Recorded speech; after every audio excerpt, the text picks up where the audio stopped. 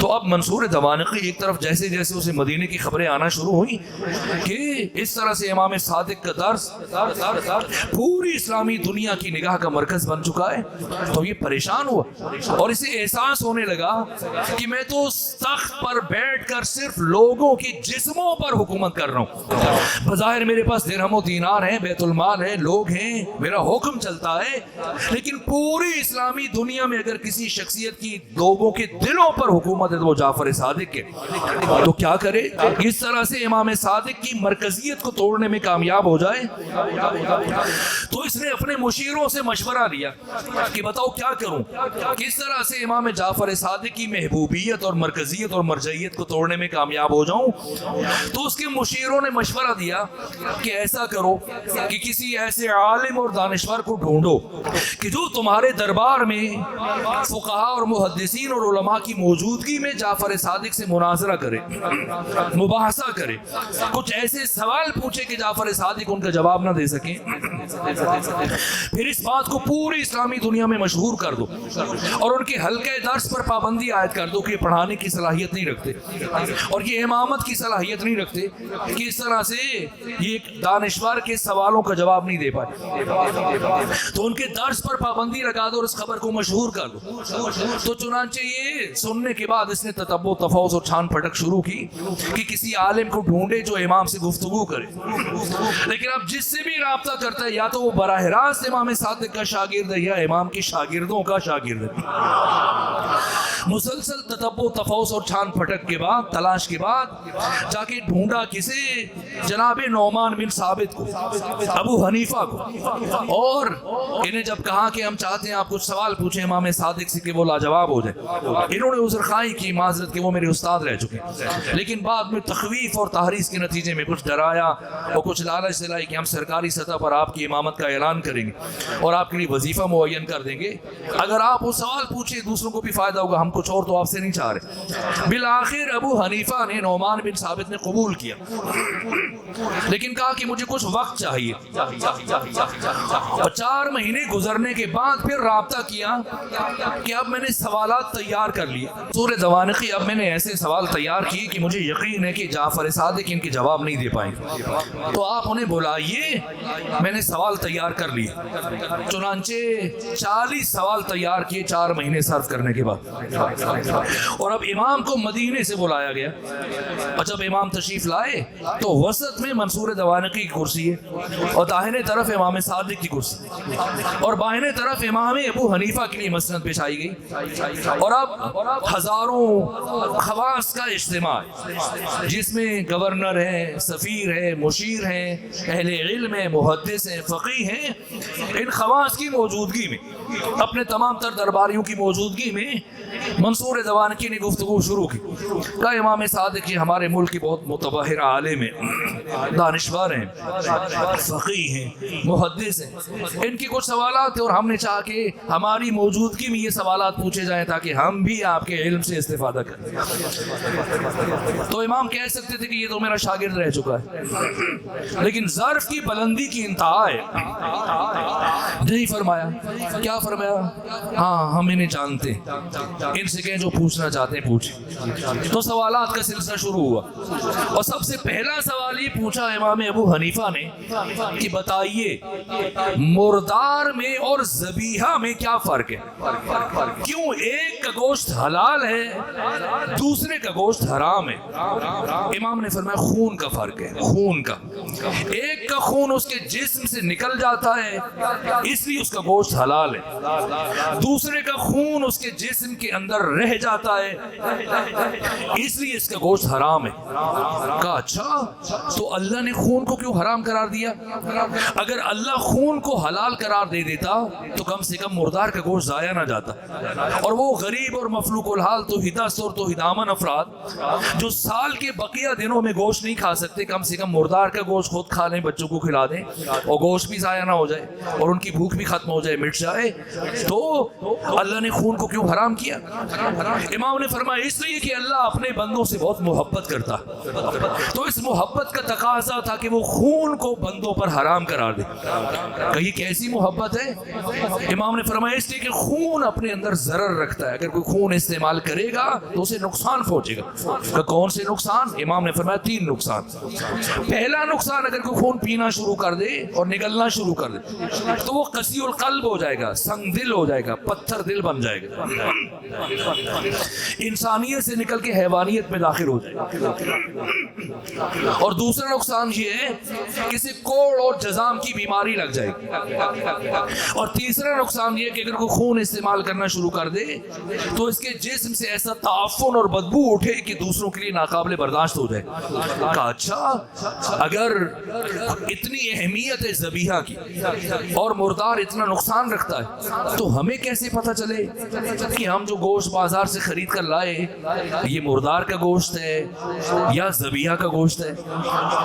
अब डेरा गाजी खान का तो मुझे नहीं पता, लेकिन लाहौर से मुतालिक मुझे पता है कि कई साल गोश्त के नाम पर बेचारे क्या क्या खाते रहे। तो कभी होता है कि कसाब खयानत करता है, तो खरीदार को कैसे पता चले कि गोश्त खरीद कर घर लेके जा रहा है ये मुर्दार का ये ज़बीहा का? तो इमाम ने फरमाया अगर तुम्हें शक हो कि कसाब ने खयानत की और तुम्हें ना समझ आ रहा हो कि गोश्त मुर्दार का ज़बीहा का, तो गोश्त घर लाने के बाद इसे आग पर रखो। अगर सुकड़ना शुरू हो जाए तो ज़बीहा है और अगर फैलना शुरू हो जाए तो मुर्दार है।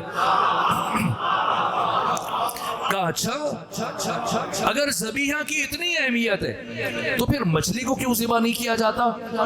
इमाम ने फरमाया मछली का पानी से बाहर आकर मरना उसका ज़बीहा है। मछली अगर पानी से अंदर मरे तो मुर्दार है और पानी से बाहर आकर मरे तो ज़बीहा है। तो क्या फर्क पड़ता है पानी से अंदर मरे या पानी से बाहर मरे? इमाम ने फरमाया फर्क ये है कि मछली जब पानी के अंदर मरती है तो मरने से पहले तड़पती नहीं है, लेकिन जब पानी से बाहर आकर मरती है तो मरने से पहले तड़पती है। तो उस तड़पने के नतीजे में एक तो इसके जिस्म में खून की मिकदार बहुत कम होती है, दूसरा तड़पने के नतीजे में वो सारा खून इसके सर में इकट्ठा हो जाता है और बाकी सारा इसका गोश्त सालिम और महफूज रह जाता है। इसलिए यही मछली का पानी से बाहर आके मरना ही उसका ज़बीहा है। कहा अच्छा, परवरदिगार सारी ज़बानें नहीं जानता? फरमाया सारी ज़ुबानें जानता है। कहा फिर नमाज को अरबी ज़ुबान में क्यों वाजिब करार दिया? हर ज़ुबान वाला अपनी ज़ुबान में पढ़ लेता। इमाम ने फरमाया इसलिए कि नमाज दीन का सुतून है और अहम तरीन इबादत है और परवरदिगार ये चाहता था कि ये इबादत क़यामत तक इसी शक्ल में बाकी रहे और इसमें तहरीफ और तगय्युर तबद्दुल वाक़ई ना हो। तो नमाज को तहरीफ से महफूज रखने के लिए परवरदिगार ने इसे अरबी ज़ुबान में वाजिब करार दिया। कहा अच्छा, क्या परवरदिगार हर जगह मौजूद नहीं है? फरमाया हर जगह मौजूद है। कहा अगर अल्लाह हर जगह मौजूद है तो परवरदिगार ने खाने काबा को क्यों किबला करार दिया? इंसान जिस तरफ मुंह करके नमाज पढ़ ले नमाज हो जानी चाहिए। इमाम ने फरमाया नज़्म और ज़ब्त के लिए। कहा अच्छा, अगर इस्लाम में नज़्म और ज़ब्त की इतनी अहमियत है तो परवरदिगार ने मौत के लिए एक ही सबब और एक ही वक्त मुअय्यन क्यों नहीं फरमाया? इमाम ने फरमाया ये रहमत इलाहिया के खिलाफ था। अगर अल्लाह सबब और वक्त मुअय्यन कर देता इंसान अपनी मौत से गाफिल हो जाता और इस गफलत की वजह से उसके कमाल का सफर मुतासिर हो जाता। तो परवरदिगार की रहमत का तकाजा था कि वक्त और सबब मुअय्यन न करे। का ऐसी जन्नत का क्या फायदा कि इंसान खुद तो जन्नत में चला जाए, उसके माँ बाप जहन्नुम में चले जाए, बहन भाई औलाद जहन्नुम में चली जाए। जब भी इसे जन्नत में अपनों की याद सताएगी, माँ की, बाप की, बहन भाइयों की, बीवी की याद आएगी, बच्चों की, तो ये जन्नत उसके लिए जहन्नुम बन जाएगी। तो ऐसी जन्नत का क्या फायदा? इमाम ने फरमाया ना, ऐसा नहीं होगा। क्यों ऐसा नहीं होगा? इमाम ने फरमाया जन्नत में पहुंचने के बाद इंसान की अक्ल कामिल हो जाएगी और जब इंसान की अक्ल कामिल हो जाए तो उसकी दोस्ती और दुश्मनी का मेयार सिर्फ खुदा रह जाता है और जब दोस्ती और दुश्मनी का मेयार सिर्फ खुदा बन जाए तो फिर कोई इंसान कभी अल्लाह के किसी दुश्मन के लिए परेशान नहीं होता। कहा अच्छा, ये आमाल मादी हैं या रूहानी है? इनका अजर व पादाश व सवाब? इमाम ने फरमाया रूहानी। कहा अच्छा, अगर रूहानी है तो अल्लाह ने कुरान में ये क्यों फरमाया کہ قیامت کے دن اعمال کو تولا جائے گا. اللہ کو تو یہ کہنا چاہیے تھا کہ قیامت کے دن اعمال کو گنا جائے گا. بھلا وہ کیسا ترازو ہے جس پر انسان کے اعمال کے اجر و ثواب کو تولا جا سکے؟ فرمایا ہوشیار ہو جاؤ. وہ ترازو اور میزان جس پر قیامت کے دن تمام انسانوں کے اعمال کے اجر و ثواب کو تولا جائے گا وہ ہم محمد و آل محمد کی ولایت کا میزان ہے. اگر ولایت ہے تو عمل قبول کر دیا جائے گا ورنہ رد کر دیا جائے گا. کہ اچھا کیا بات ہے، کیا وجہ ہے کہ آپ کے شیعہ، آپ کے ولایت کے ماننے والے یہ اعمال میں سست ہیں، نماز روزے میں غفلت کرتے ہیں، سستی کرتے ہیں، لیکن جو آپ کی امامت اور ولایت کو نہیں مانتے یہ بڑی باقاعدگی سے منظم انداز میں وقت پر اعمال کو بجا لاتے ہیں. تو اس کی وجہ کیا؟ امام نے فرمایا کہ ابلیس نے ہمارے شیعوں کو عقیدے میں گمراہ کرنے کی کوشش کی، ناکام ہو گیا. پھر اس نے آ کر سارا زور ان کے عمل پر صرف کیا، جس کی وجہ سے عمل میں آ کر ان سے سستی ہو جاتی ہے.